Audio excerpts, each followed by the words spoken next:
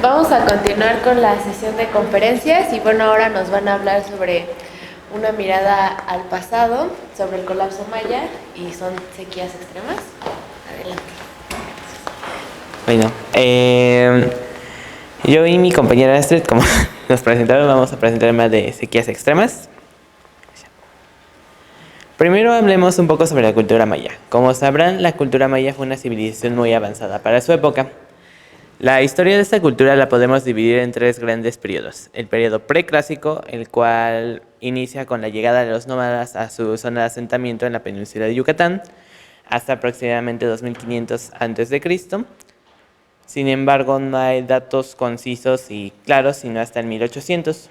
Prueba de ello son figurillas de roca y cerámica que data desde esa época. El siguiente periodo sería el periodo clásico, el cual inicia con el desarrollo del lenguaje escrito y inicia hace aproximadamente en el 250 a.C.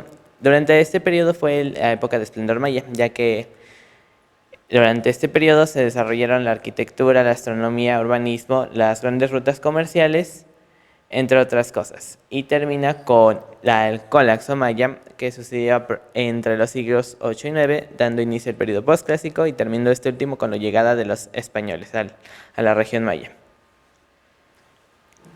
Como ya dije anteriormente,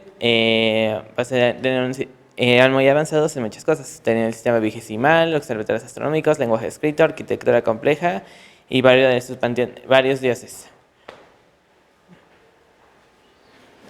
El área de distribución donde se encontraban la podemos dividir en tres regiones. La sección de tierras altas, la cual está dividida por la orografía del lugar.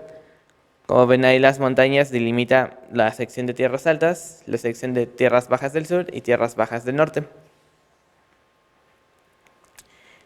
El clima predominante en esta región sería el clima tropical. En este tipo de climas cuenta con dos tipos de estaciones: la estación de húmeda, que es la estación de lluvias, y la de secas. La estación de lluvia se daba principalmente en el verano y la de secas en invierno. Hablemos un poco sobre la agricultura. La agricultura fue un factor clave en varias de las civilizaciones nómadas que pasaron a pueblos sedentarios. La principal forma de obtener terrenos para la agricultura de los mayas era el sistema de quema y tala de bosques. Con esta aclaraban grandes regiones de la selva para poder tener sus cultivos. Principalmente cultivaban maíz, frijol y calabazas, como la mayoría de los pueblos mesoamericanos. Sin embargo, su dieta era muy variada en otros tipos de vegetales y frutas. ¿Está bien, no? Como el sistema de quema y tala de bosque es muy agresivo en el ambiente debido a que el suelo donde está la región maya es muy susceptible de erosión, debido a que al quitar la capa herbácea queda susceptible al agua y las condiciones ambientales del lugar, entonces se erosiona muy rápidamente. Para esto ocupaban otras alternativas para la agricultura, como era el sistema de terrazas en pantanos, que consiste en construir zanjas en zonas pantanosas para así aprovechar el agua del lugar. Igual hacían sus cultivos cerca de las laderas acuíferas por la misma razón. Como sabrán, como verán en el mapa, durante la época de secas, ¿qué es lo que hacían? Puesto que en lluvias pues, aprovechaban la lluvia para la agricultura, pero en secas, ¿qué hacían? Pues ocupaban sus registros, bueno, la poca hidrografía que tenía en el lugar, como sería el río, pero como verán en el norte de Yucatán no hay nada. Entonces ahí hay cenotes donde se almacena el agua y es lo que ocupaban durante la época de secas. Pero ¿qué pasaría si una época de secas se alargara lo suficiente? Pues ven, habría una gran sequía, lo cual causaría una falta de recursos y habría luchas internas por los pocos recursos que quedaban. Por esta falta de alimento se enfermarían más, habría malnutrición y muerte.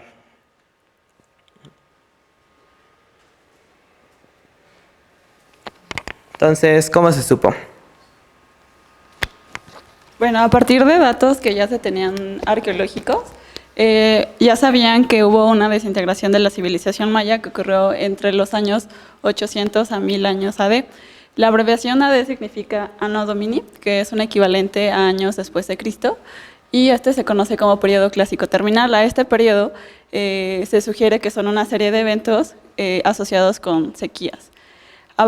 Para poder correlacionar la parte arqueológica con la parte climática, hicieron 4 registros en un lago de Yucatán, en el cual quisieron reportar como las perturbaciones o los cambios que había en ese lago por cambios estacionales. Y lo que obtuvieron fue que el mismo lapso, o conocido como periodo clásico terminal, ocurre en el mismo periodo, que es de 800 a 1000 años. Entonces, ya que pudieron como correlacionar estas dos partes, quisieron ir un poquito más allá. Pero como ya les comentó mi compañero, esta región va a estar involucrada por 2 periodos. La región donde va a haber más lluvias, que va a estar relacionado con el verano, y ausencia de lluvias, que va a estar relacionado con el invierno. Entonces, esto se debe debido a una zona que se conoce como zona intertropical de convergencia, que va a rodear todo el planeta y se encuentra generalmente muy cercano al Ecuador. Entonces, esta ITCZ, por sus siglas en inglés, va a tener una variación, una migración estacional. Entonces, como ya les mencioné, en invierno, se va a mover hacia el sur, o sea, se va a mover hacia el Ecuador, que es como se encuentra la figura que dice enero, que es la primerita figura. Después se va a ir migrando hacia el norte, como pueden ver en verano, que es los meses de julio, septiembre, es cuando se encuentra un poquito más al norte, que se encuentra sobre la región de Yucatán. Entonces, para tener como una mejor certeza de lo que ya tenían como resultados, quisieron ahora hacer otro estudio, pero ahora en la cuenca de Cariaco, que esta se encuentra en la parte del norte de Venezuela, en la cual, como es una cuenca, es una depresión natural en la cual se van a depositar los sedimentos y va a ser como una trampa natural, en donde vamos a depositar, bueno, va a haber laminaciones y se van a depositar de diferentes colores. Las capas claras van a estar relacionadas con periodos o condiciones más secas, y esta coloración se le da por las conchitas que tenían los organismos en ese entonces, que eran más blancas. Y las capas oscuras eran debido al aporte o fragmentos de minerales que fueron arrastrados en condiciones más húmedas. Y esta imagen tan solo son 10 centímetros del núcleo, y pues podemos ver la gran cantidad de láminas que tiene, o sea, la alta resolución que tiene, y lo que se obtuvo a partir de todo este estudio. También un proxy o un indicador muy importante es el titanio, el cual nos va a hablar sobre si hay lluvias o no hay lluvias. Si son valores altos, vamos a tener lluvias, y si son valores bajos, no va a haber lluvias. Entonces, en estas dos imágenes podemos observar que cuando la ITCZ migra al Ecuador, va a haber menos lluvias en Yucatán, va a haber valores bajos de titanio, los vientos alisios se van a intensificar, por lo cual las aguas frías van a tener una mayor mezcla y va a haber mayores nutrientes, lo cual va a haber más productividad primaria, que estos productores primarios son los que formaron en mucho tiempo atrás esas conchitas. Y en el caso contrario, cuando tenemos una ITCZ que migra hacia el norte, va a haber más lluvias en Yucatán, lo cual va a haber valores altos de titanio, y los vientos alisios se van a debilitar porque justo vamos a tener ahí la región donde va a haber más nubes. Las aguas van a ser más cálidas, entonces va a haber un mayor aporte fluvial, o sea, arrastre por los ríos. Entonces, a partir de este estudio, se vuelve a reconocer como este mismo periodo, en donde los valores bajos de titanio corresponden al periodo de sequía extrema. Entonces, en esta imagen podemos observar que del lado del eje X va de 0 a 90 milímetros, que es muy poquito, y el porcentaje de titanio. Entonces, en las franjas como más oscuras, podemos ver los 4 periodos de sequía que se identificaron a partir de la técnica de fluorescencia de rayos X, en la cual los valores bajos de titanio van a estar relacionados, como ya les comenté, a una ITCZ que se migra hacia el sur y va a haber menos precipitación. También a partir de las laminaciones se puede tomar como referencia de cada laminación es un año. Entonces, a partir de esa información podemos saber que, por decir, el de 910 AD tuvo una duración de 6 años, luego pasaron 47 años, luego el periodo de 3 años, que es el de 860, luego pasaron 42 años, luego el de 810, que tuvo una duración un poquito más grande, de 9 años, luego otros 40 años y aproximadamente el último fue de igual aproximadamente 3 años. ¿Y por qué en la cuenca de Cariacos y no está tan cerca de Yucatán? Debido a que solo en este lugar se tiene una resolución tan alta y tan precisa para tener pues las fechas tan puntuales.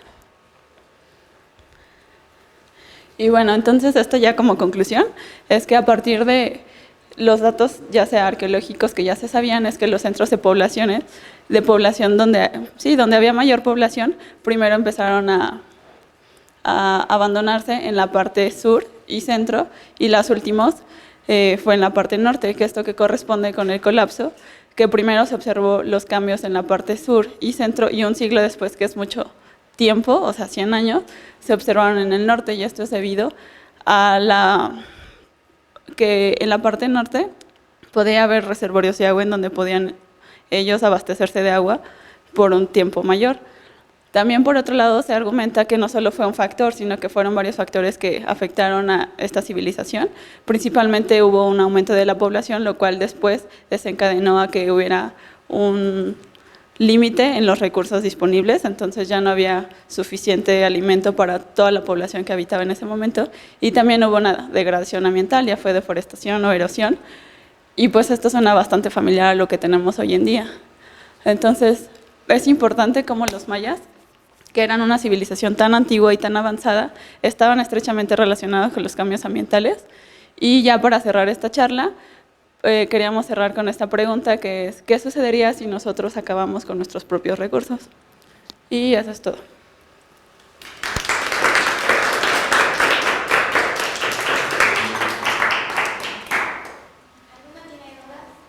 Tengo algunas preguntas. Primero, ¿cómo está relacionado el titanio con las lluvias así directamente? Luego, ¿cuántos lagos estudiaron en esto? Y los mayas tenían chinampas. Ustedes hablan de chinampas. ¿Tenían chinampas? Sí, chinampas. Y bueno, sí. El titanio, a ver, ¿cuál fue la primera pregunta de titanio? Sí, tú mencionas de que los niveles de lluvia, ahí está. Las lluvias en Yucatán dice que son altos valores de titanio. Sí, porque el titanio en gran medida es un elemento que se encuentra en la corteza terrestre, entonces puedes asociarlo. Si hay mayor cantidad de ese titanio, puedes decir que es un proxy que te da el aporte fluvial, entonces si hay mayor cantidad de este aporte, puedes decir que había más arrastre por ríos. ¿Y es un barrio isótopo de titanio o de qué manera? No, esto lo hacen por fluorescencia de rayos X. Y lo hacen ya sea con pistolas de fluorescencia o cada ciertas laminaciones, hacen y les dan un contenido, que es la gráfica que les mostré, en la cual ya se grafica ese porcentaje y puedes ver, o sea, los valores más bajos. Ok, o sea, ya es que el titanio está distribuido en la corteza terrestre, pero específicamente en Yucatán se tiene un tipo de suelo, ¿no? Sí, pero titanio es más bien como general, es un proxy general que te da esa información, o sea, ya sea estés acá en Yucatán o estés aquí en el centro de México, o sea, ese proxy ya está muy establecido que te va a dar ese cierto tipo de información, al igual que el hierro, pero el hierro es un poquito más móvil y no te da como la información tan precisa. Y lo otro era de... ¿Cuántos lagos se analizaron? Lo primero fue la cuenca, el lago de Yucatán, que es el Chichancanaf, que solo fue un lago, pero fueron varios registros. O sea, en el mismo lago se hicieron varios registros. Y lo último de las chinampas. No estoy seguro que ya estuvieran chinampas. No, ¿A qué te referías? no como tal tenían chinampas, pero era un sistema parecido. Lo que hacían era cavar zanjas en las zonas pantanosas, luego crear canales artificiales y en las zonas de tierras donde contenían alimentos. ¿Les da algún nombre específico aparte de chinampas? En el artículo que estoy leyendo lo tenían como terrazas, así como el sistema de terrazas. Gracias. ¿Alguna otra pregunta?